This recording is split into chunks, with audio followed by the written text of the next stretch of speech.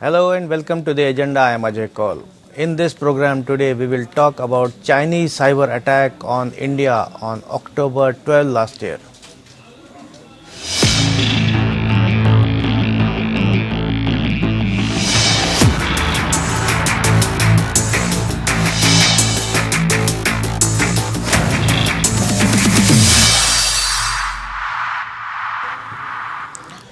On October 12 last year, normal life in Mumbai and several other parts of Maharashtra was thrown out of gear because of a 2-hour blackout. At that time, it was thought to be some local problem in the power grid. Now, months later, it turns out that the widespread power shortage or outage was because of a cyber attack from China. This revelation is alarming as it indicates how vulnerable we are.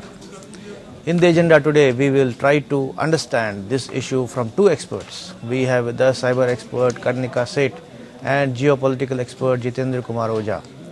But before we begin our conversation, have a look at this small report.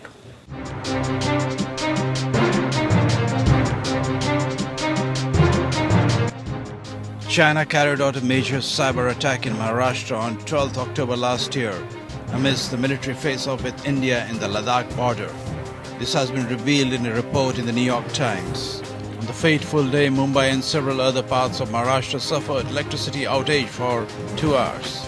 It disrupted normal life as the services of local trains and metro, hospitals and stock exchanges came to a halt in the financial capital of India. Union Power Ministry had reportedly said that the primary cause of power outage in Mumbai seemed to be a local failure.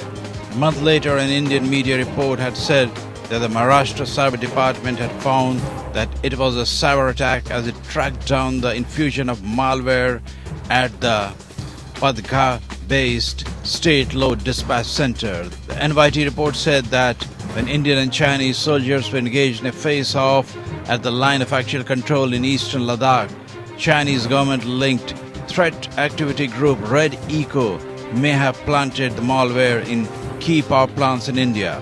The flow of malware was discovered by Recorded Future, a Massachusetts-based company that reviews online digital threats. It detected that most of the malware was never activated. This means only a small proportion of malware led to the Mumbai electricity outage. Maharashtra Energy Minister Nitin Raut yesterday said the New York Times report was true. He said the state government had formed 3 committees to inquire into the matter. While this attack seemed to have succeeded, Chinese hackers reportedly carried out hundreds of cyber attacks on Indian installations and departments, including ministries, banks, large businesses, and significantly on Nuclear Power Corporation of India Limited. These attacks were after the physical clash between armies of India and China in Galwan Valley on Ladakh border on 15 June, according to experts. Bureau Report.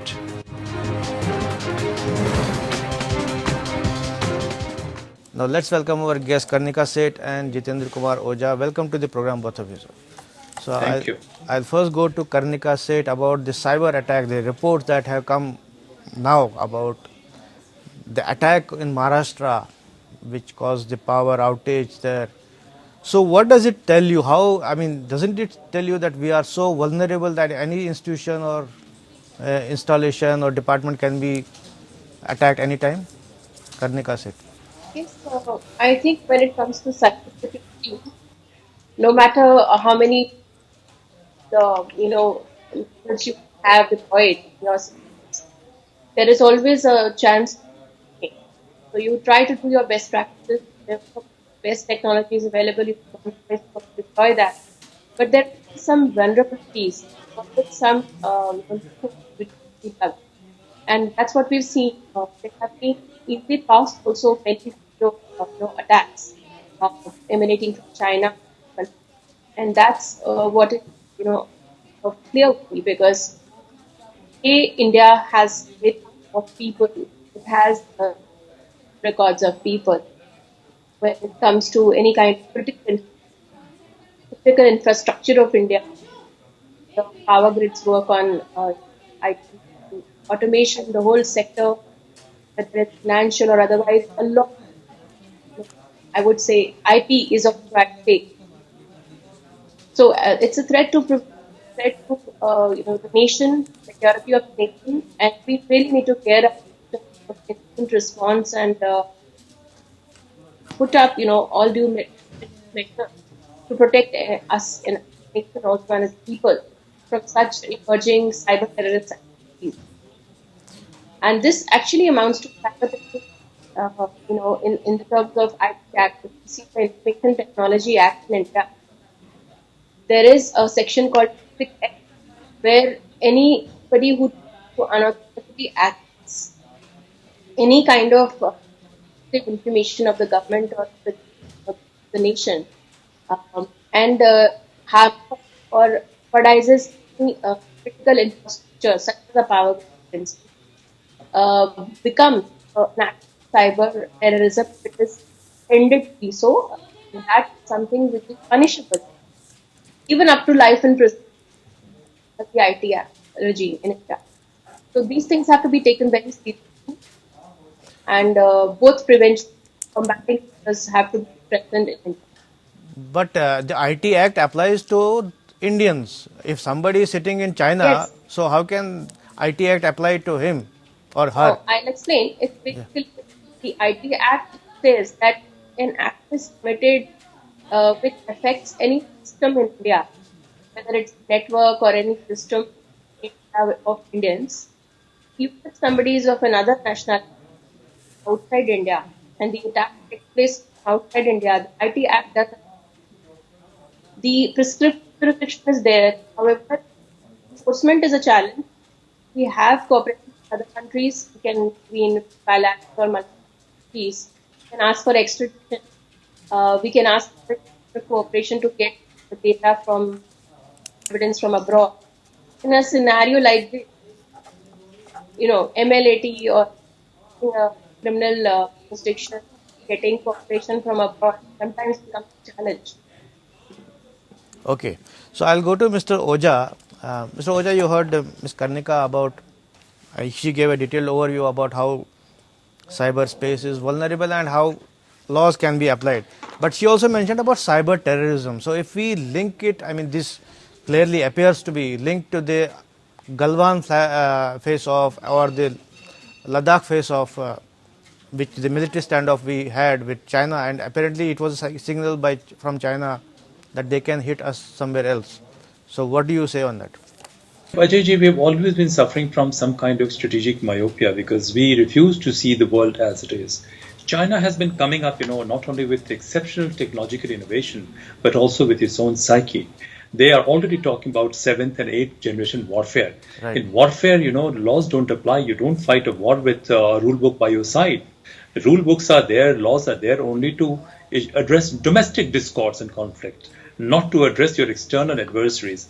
And this 7th generation warfare, China has already gone wave two ahead. The kind of, we have mentioned their hypersonic weapon systems and highly advanced and refined their capacity to even block satellites of United States on their space, underwater reconnaissance capacities. So the kind of technological innovation China has unleashed with massive investment of funds, and they have managed to fuse, I've said earlier also, their security and economic agenda very well. So in this kind of thing, we have to be careful about China's overall agenda and approach. And now they are already talking about 8th generation warfare. And what is 8th generation warfare? They are saying it is extension of Sun Tzu's principle.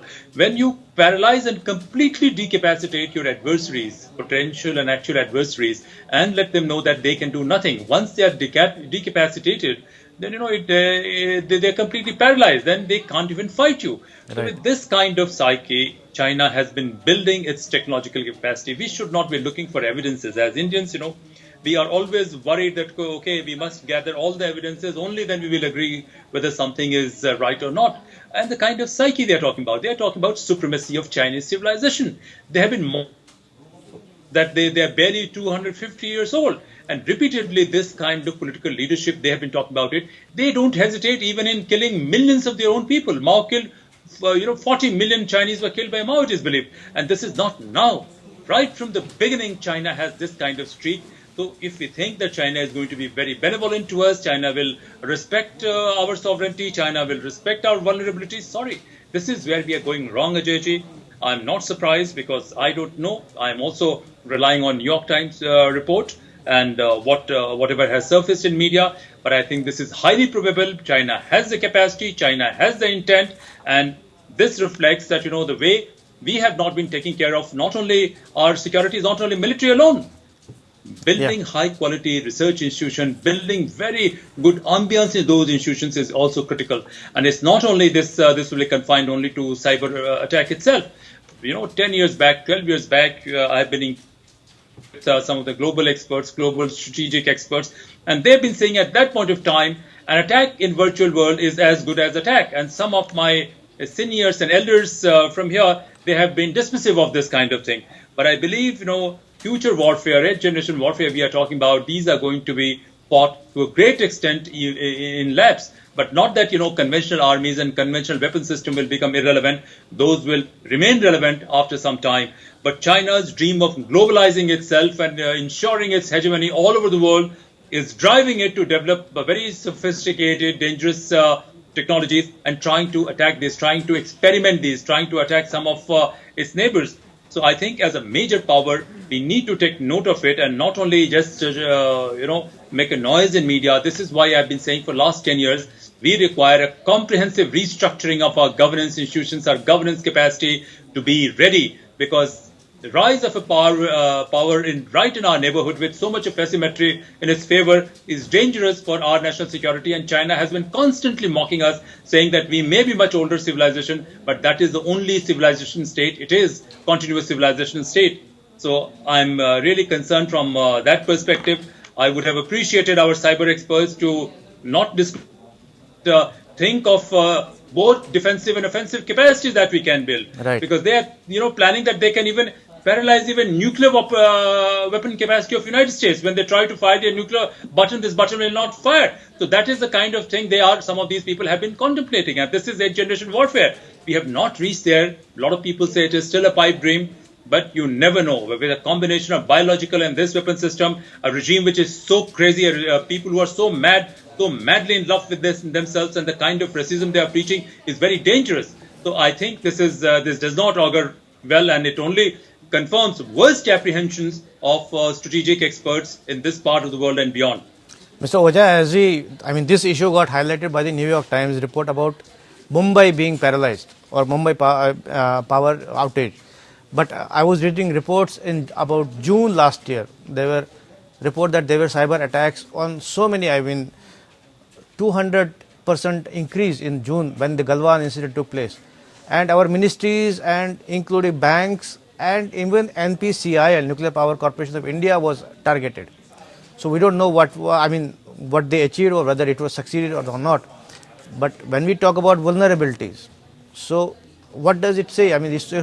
We are so vulnerable then. Look, when we are talking Galwan, much before Galwan, Ajayji, we have been speaking, and there's one of my talks, we said, but much before this thing had happened, that the way things are evolving, this is inevitable. China cannot sit quiet under this kind of political system, and we should not expect. We have to come up as a strong power, not by aping them, but in a different way. So I shall not be surprised, even Galwan, you see 2012-13 onwards, there's a very clear rise in Chinese incursions, air incursions or Chinese intrusions or what of this thing, even before this Doklam incident took place. Because this regime is madly in love with it says that Han race is the most superior race. They are the oldest civilization, and they have taken it upon themselves to civilize the whole world. And who poses biggest threat to them? We are only country of some size who are in a position to rather resist them. We are a much older civilization because I believe ever since Buddhism went, Han's civilization started, evolving, rediscovering itself, and got some kind of, one can say, economic prosperity and some kind of intellectual innovation. Otherwise, it was a rustic civilization of highly backward people, but we don't have to condemn them. But all said and done, they have built a political system about which they are very confident, and this political system has, all said and done, ushered in enormous prosperity and technological innovation. But with their kind of psyche, I believe that Chinese aggression need not be very violent aggression, but this is going to be an all-out and comprehensive aggression, and this Mumbai incident could be a small part of it. We should not panic. A lot of people say even about virus, COVID virus, Wuhan virus, they've managed to paralyze the whole world. So, as a strategic expert, I believe, not expert, rather a strategic researcher or a student of geopolitics, I would expect that economics and also technological innovation should be geared towards this, not only to counter someone, but to bring ourselves to a level where we can anticipate these threats and we can contain these threats. Right. So, I'm sorry to say, not much of powerful ideas, powerful initiative I'm seeing in public space at least. Right. So, Karnika ji, as a server expert, as I was just mentioning that I was reading report that even our Nuclear Power Corporation of India Limited was targeted in June. Our banks were targeted, our ministries were targeted by Chinese hackers. But so, as an expert, do you think we have foolproof mechanism, or we can ward off these attacks, or how She should vulnerable not we are? speak all these things on media, I would say. She should be Uh, futuristic. I'm sorry well, about it. there is a lot of, I would say, initiatives now which will be required. Even in the past, we have, deployed various measures to step up our security of the nation. And, the nodal agency in India and the CERT-In, they're basically looking after all the critical infrastructure and, the systems which have to be deployed to enhance the cyber security of the country. We're also in the midst of getting a new cyber security policy in the country. The PDP bill is also underway, and though I would say that there is no end to how much you can improve in terms of security. There is always an enhancement required. There's always an upgradation, and that's an ongoing process. But Karnika ji, as I mentioned earlier, the bills or the laws that we legislate here in the country won't apply to a country which is at war. I mean, that is a war, as you mentioned yourself. I understand. Cyber So what I terrorism. was saying So, was that as a state, they are like launching a success- war. So, I don't think they will Yeah. accede to our So what request I if we mean say, is, yeah. in the past, we've had series of events where such intrusion attacks have been, made by countries like China, and like when it comes to Stuxnet or virus, or there were other situations like embassies being attacked through cyber war, or other attacks which have been there on the ATM systems of the country. There were also many kinds of malwares and ransomwares which are prevalent today. We are aware of all these things, and the whole response team, the incident response team is working 24/7. There are incident response measures and compliances and checks and audits happening. So it's not that we are vulnerable. We are also attacking, and we are also on the forefront of taking aggressive steps to prevent our cybersecurity borders and ensure that all due measures are taken to protect our systems and the data of people. So while I say this, I am also aware, and I'm very very pleased with this fact that despite all these measures, so the nations know that we are getting up for any kind of attacks, and we are ready for it. We are protecting our border. At the same time, they will not cease. Probably there will be more different kinds of cyber attacks coming in the near future, and we just need to strengthen our legal as well as technological regimes and incident response teams and be resilient. During COVID, 86% malware have increased. 86% cyber crime has increased in the country. So in the past 1 year, we can imagine everything is also at risk because it is also automated. Things which were actually being done manually or offline have now shifted to the online media, and therefore the greater the risk, the greater the measures need to be taken to safeguard ourselves.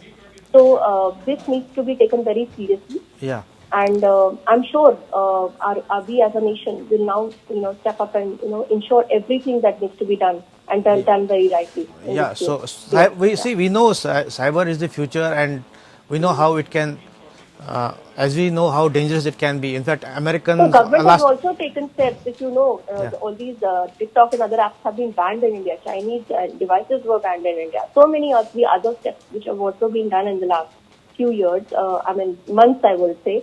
So we are seized with these issues, whether these are fake loan apps or fake malwares or other kinds of ransomware attacks, or causing serious threat to the national security. I think we are aware there are keyloggers and there are spywares being put in our systems, bot networks working. through dark web.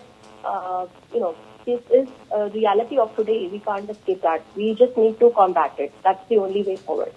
So what more needs to be done? Is it only for the institutions to, take measures, or even for the general public also?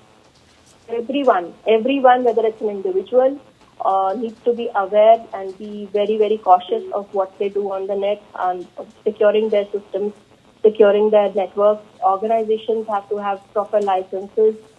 They have to get up to the technological needs of today's times, and you can't think that we will not be hacked. That approach doesn't apply anymore.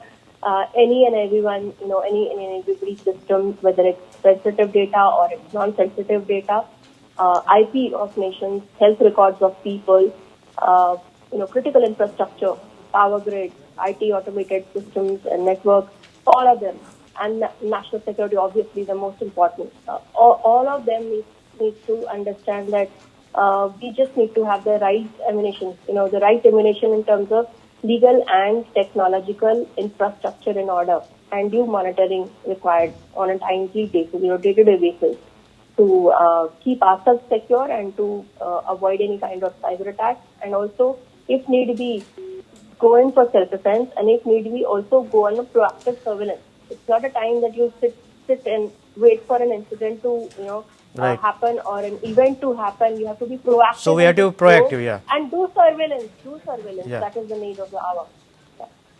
Yeah, Mr. Oja, you heard that we need to be proactive, but I wonder whether we are doing that as a strategic expert. What do you say? Because we have seen, Americans, I was referring to Americans, they have been complaining that Russians influenced our election process, and they are still debating that whether they did it, or Russia has been doing that in Ukraine. And we see all this. China has been attacking US and France, other countries. So now apparently now India is the new target. So do you think that, we are enough proactive, or we need to do more? India may have always been some target because we cannot say with certainty. But I always, started with irregular warfare. And what happens in irregular warfare, with minimum use of resources, with much smaller number of people, you can paralyze or drain even much larger energies. And technology has come as a very powerful tool. I have absolutely no confusion about the brilliance of our professionals, IT professionals like Kanika ji, because even in NASA you would have seen some of the top people were of Indian origin. Yeah, we are the best in this field. Yes, certainly, but we are not able to retain them. We are not able to provide them the right ambience. Look, at whatever level, people who are in certain positions, individuals must be doing a great work. That's why, we are safe, things are in order. But I believe our overall culture has to change. We have to build this thing in an overall culture of excellence. Why should we need Chinese app? Why not we create app and the whole world uses it? Indians are creating apps, but not Indian companies are creating it, isn't it? Right. It is not simply confined to technology alone. We have to create the best possible ambience in our labs, for our scientists, for our research institutions, rather than denigrating all of them. So that is one level, and this is not a standalone problem. Of course, beginning has to be made from somewhere, so these institutions are important, because in future, the war, as I said, I am a student and researcher of geopolitics and strategy. I believe that in future, wars may not only be fought in battlefields. We have discussed how an enemy adversary can prevent you from getting we have been discussing about biological warfare, and maybe now cyber warfare. Maybe we have not been paying much attention. Cyber warfare is very much there. RAND Corporation has been trying to evaluate Chinese capacity and cyber attack, and apart from various naval, air, sea, so cyber is a very important component of warfare. No, I'm asking whether we have been paying enough attention to this aspect. Well, I'm outside government, JG. It is not my area. I'm sure government. But what I feel, overall excellence is possible only when you create a larger culture of excellence. When there, in Chinese certain cities, you don't need even credit card, etc. Your nothing is required. Your thumb, etc. is good enough, to pay your bills and everything. So their technological innovation, the amount of investment they have been making is phenomenal. And how they are getting it. You see the way they have colonized whole of Africa to Central Asia to Far East, what is happening in South China Sea. And after collecting these resources, sending their people to higher research institutions. Mr. Oja, we are running out of time. What I'm trying to say, they have created a very good culture of excellence, a much higher level of this thing. Within that, a small component is being diverted towards cyber warfare. And Yeah. cyber warfare is an acknowledged component of warfare, Ajayji. So that is why I want to ask Ms. Karnika before we close, so are we ready for cyber warfare as as a cyber expert? What do you say? Karnika? Well, we need to look at a certain, I would say, our positioning in terms of the legal, I would say, foundations that we have. Having a good cybersecurity policy, it always, it works to our advantage. At the same time, having international cooperation with other nations, having a convention in order. Those are certain things which we are working on still. And as regards technologically, yes, we are stepping up our facilities, our infrastructure, and in terms of policies, we are gearing up. So we are vigilant. It's not that things are not being watched. And there is a due diligence plan, there is a cyber resilience plan, there is a cyber defense plan, and everything has to be, kept as a very clear, I would say, toolkit of how you need to work in present day world where threats are prevalent everywhere. There is dark web, there is anonymity on the web, and the best way, whether through smart devices or IoT, you can be attacked at any point of time, Right. at any point of node. So I'm So- sure, yeah. Both needs to be geared up, the technological as well as legal infrastructure. So I'm sure that our security So agencies one are government. sentence, if you permit me, Ajayji. Yeah, One sentence. yeah. One We second. need to create a larger culture of excellence and leadership and innovation, even in technical field, I would say. This is what. Law alone shall not be sufficient. Right. So we hope that the government is seized of the matter and must be taking. I'm sure that they must be taking adequate steps. But the program time is over today. Thank you both of you for participating in this debate today. Thank you. Thank you. Thanks. This is all in the agenda today. Thanks for watching. I'll be back with another important topic tomorrow. Till then, goodbye.